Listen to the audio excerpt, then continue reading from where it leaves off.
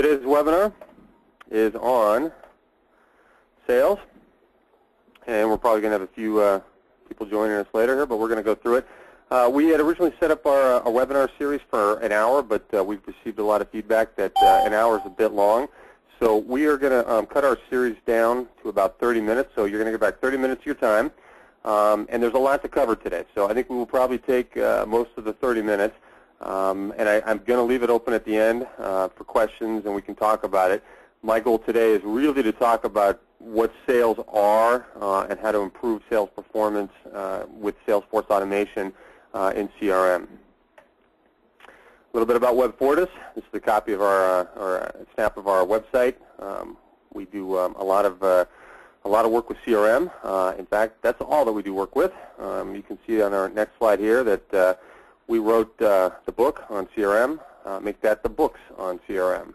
So our first book was beginning end-to-end configuration, and our second book was on integration, and we are working on a third book as well. So what is it about sales? I've got a couple of slides up here that are early that talk about, obviously, the sales tools that drive company value. The interesting point to the second one here is that companies that use lead automation tools to connect sales and marketing will see an increase in conversion rates by 50%. So that's a key figure, and that is a key statement because we can, by using Microsoft Dynamics CRM, we have those tools available to us. Some of the business challenges with regards to sales, poor adoption by sales staff. And I think that is our number one challenge that as a company that deploys and implements Microsoft Dynamics CRM, CRM solutions are challenging with regards to adoption. I think that a lot of people have seen systems come and go over time. One of the ways that we mitigate the poor adoption is through the integration that we have with Outlook. And the interface, the CRM interface directly through Outlook drives a native experience that is more natural to people rather than having to go to a separate application. The second point, lack of a consistent execution in the sales process. We view that as a sales process that is maybe dynamic. I would hesitate to say poorly defined, but a sales process that is unique every time.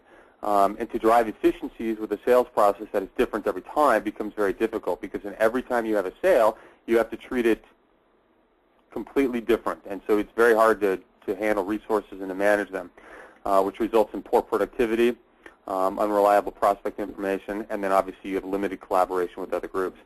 So if we can go in and standardize our sales process, and if we were to take a look at any sales process or any organization that we have and pull back, there are definitely some things that we can do. And I'll be the first to admit that not every organization that has a sales process is going to be able to go in and we're going to be able to say, hey, look, here's what we need to do to standardize it. But what we can do is we can go in and we can either look at it from 50,000 feet, from 30,000 feet, and go all the way down to 10 feet if we need to. And somewhere within there is a standard template that we can apply. And if it's at 50,000 feet or if it's at 5 feet, we're going to realize some benefit from applying a template to it.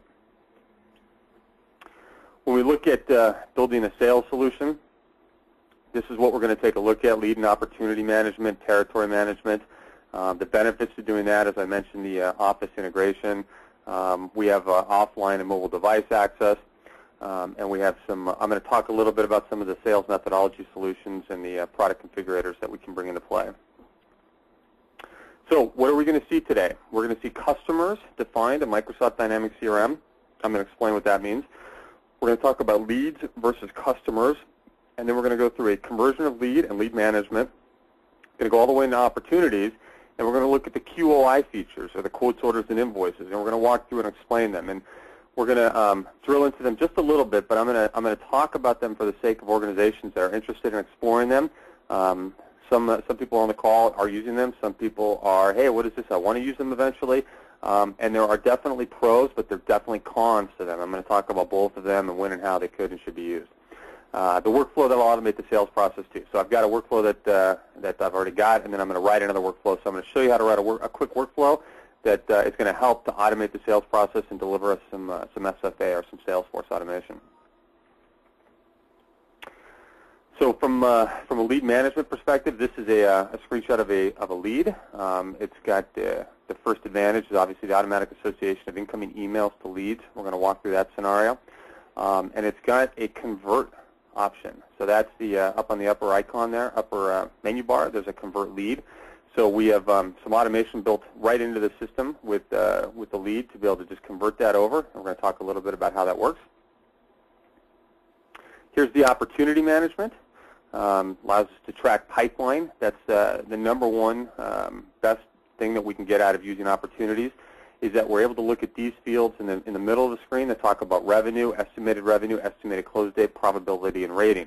So when those fields are properly utilized, we're able to run the pipeline report, which will then give us the forecasting for future sales. And it uses weighted forecasting, and it's a very helpful tool. This is account management. I'm going to open up this screen. We're going to talk a little bit about what this means from an account perspective or customer perspective when we work with accounts. And here's a shot of some of the sales analytics that we can leverage. Now, this is an integration with a SharePoint solution. There are a couple of different tools that we can use for sales analytics to give dashboarding. There is the idea of the accelerators, which are free from Microsoft. They need to be installed. Some of them leverage SharePoint. There's also the native SharePoint integration. This is a native SharePoint integration. And then there's a number of other analytics that are third-party tools that can be installed depending on an organization's requirements. But it's basically the idea of expressing data within the application. And we can even do it, in fact, by writing just SQL Server reporting services and exposing the interface to users. When we get improved sales productivity, what do we realize? We have a better view of the customer, a repeatable sales process, pipeline, and maximize customer value. So the points that I had talked about earlier. Obviously, the benefits of CRM, higher productivity, greater sales.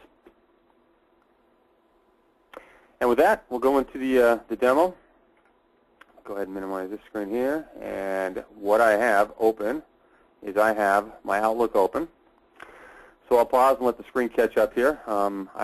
I'm going to try not to go too fast, but there's a lot to show today. So hopefully the screen will keep up with me. We've got quite a few people on the call, but it should be fine.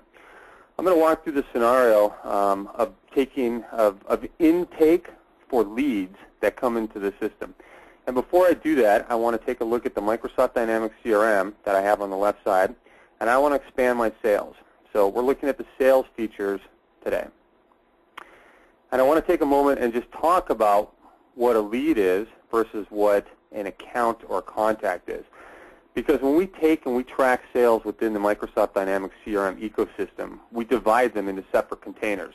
And it all lives within the same database, but the reality of it is that leads come in and live within the leads area. Our customers live within the accounts and the contacts area. And this is very important from the standpoint of how we're going to work with the data, because we are going to market to our leads differently than we're going to market to our accounts and contacts. So generally speaking, most organizations take accounts and contacts and say, you know what, those are my customers.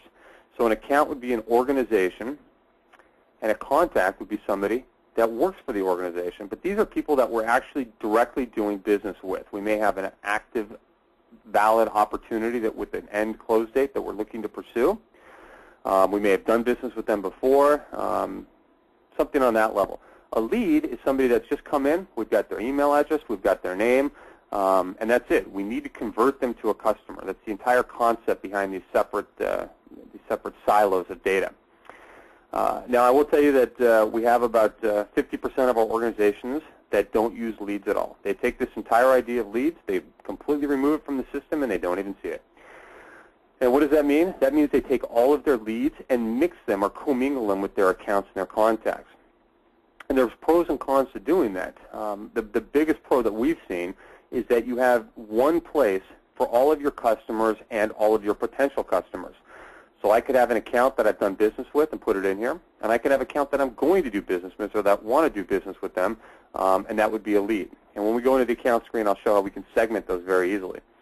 The biggest thing, like I said, is that because of these different silos, if we throw it all into the accounts and the contacts and we get rid of the leads, it doesn't result in us trying to search in two different places. And this is the number one issue we've seen with people trying to use the system. they're trying to remember, is that lead or is that a customer? Do I need to go here or do I need to go here? And so when we go in and we go into our advanced find and we want to drill down into